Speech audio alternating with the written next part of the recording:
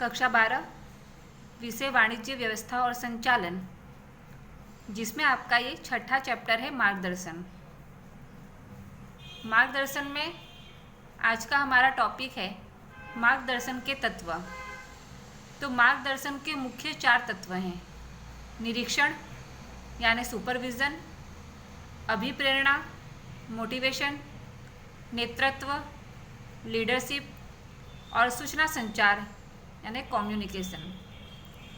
तो ये 4 तत्व मुख्य हैं, जिसमें सबसे पहले आज निरीक्षण के बारे में समझेंगे। निरीक्षण तो श्रमिकों के कार्य की देखरेख करना अर्थात निरीक्षण। निरीक्षण जो है ये कोई भी इकाई होती है, उद्योग है, कंपनी है, धंधा है, उसमें ये आंतरिक स्तर पर कार्य होता है, आंतरिक चीज़ों के साथ जुड़ा हुआ होता है। निरीक्षण का जो कार्य होता है वो संचालन का जो निम्न स्तर होता है, जिसपे श्रमिक, फोरमैन, मजदूर ये सब जो कार्य करते हैं, इन लोगों पर निरीक्षण रखने की आवश्यकता होती है। और जो ये श्रमिक और फोरमैन के कार्य हैं, उन पर जो निरीक्षण किया जाता है और जो ये निरीक्षण करने का कार्य करता है, उस व्यक्ति को निरीक्षक कहते हैं। यानी कि निरीक्षण को इंग्लिश में सुपरविज़न कहते हैं और जो निरीक्षक होता है उसे सुपरवाइज़र कहा जाता है। श्रमिक और फोरमैन के कार्य संबंधी दायित्व का निरीक्षक होता है।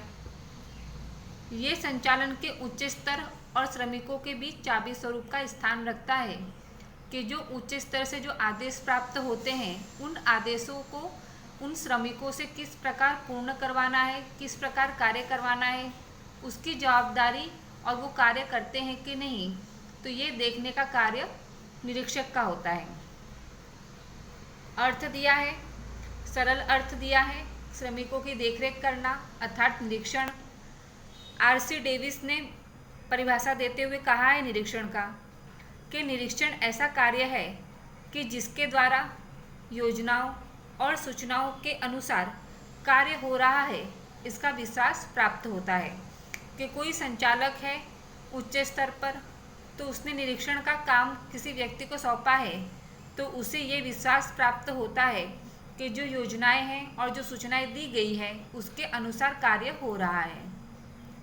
निरीक्षक के कार्य बताए गए हैं सुपरवाइजर के कार्य, जिसमें सबसे पहला है कार्यों का आयोजन करना और कार्य में आते अवरोधों को दूर करना।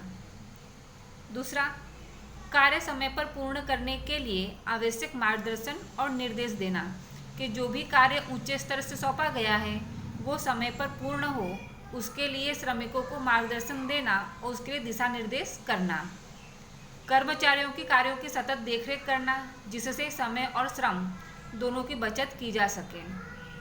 कर्मचारियों का जो व्यक्तिगत उद्देश्य होता है, यानी कि जो कर्मचारी हैं वो भी अच्छा वेतन प्राप्त करना चाहते हैं, सुविधाएं प्राप्त करना चाहते हैं, तो उनके व्यक्तिगत उद्देश्यों को इकाई के उद्देश्यों के साथ जोड़ने का काम निरीक्षक का होता है। कर्मचारियों की कार्यक्षमता में वृद्धि हो, इस प्रकार का प्रोत्साहन और अभिप्रेरणा निरीक्षक श्रमिकों को देता है। कर्मचारी में समूह भावना का विकास करता है। सूचना संचार शीघ्र करने का कार्य करता है कि जो भी सूचनाएं उच्च स्तर से प्राप्त होती है वो निम्न स्तर पर शीघ्र से शीघ्र पहुंचाने का कार्य निरीक्षक का होता है। जो नई प्रकार की टेक्नोलॉजी आती है उसके संदर्भ में, उसके विषय में मार्गदर्शन जानकारी वो निम्न स्तर पर पहुंचाता है। कर्मचारियों में अनुशासन की भावना रखता है।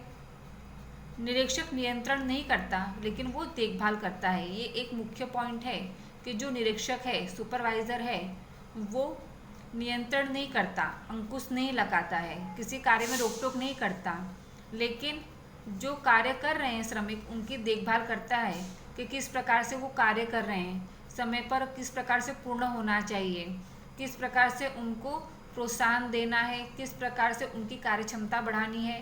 तो ये कार्य निरीक्षक का होता है, न कि नियंत्रण करने का। साथ में सबसे मुख्य पॉइंट 11वें में आपका लिखा गया है निरीक्षक के कार्य में कि निरीक्षक ये कर्मचारियों का मित्र होता है, दार्शनिक होता है और मार्गदर्शक होता है। कि जो भी निरीक्षक है वो अंकुश नहीं लगाता, वो एक अधिकारी की तरह या फिर उनके जो बॉस होते हैं उनकी तरह वो रोब नहीं जमाता है, लेकिन उनके मित्र की तरह उन्हें दिशा निर्देश करता है, जिससे कर्मचारी या श्रमिक अच्छे से अच्छे प्रकार का काम कर सकें, उनकी कार्य क्षमता बढ़े। तो ये कार्य निरीक्षक के या सुपरवाइजर के होते हैं।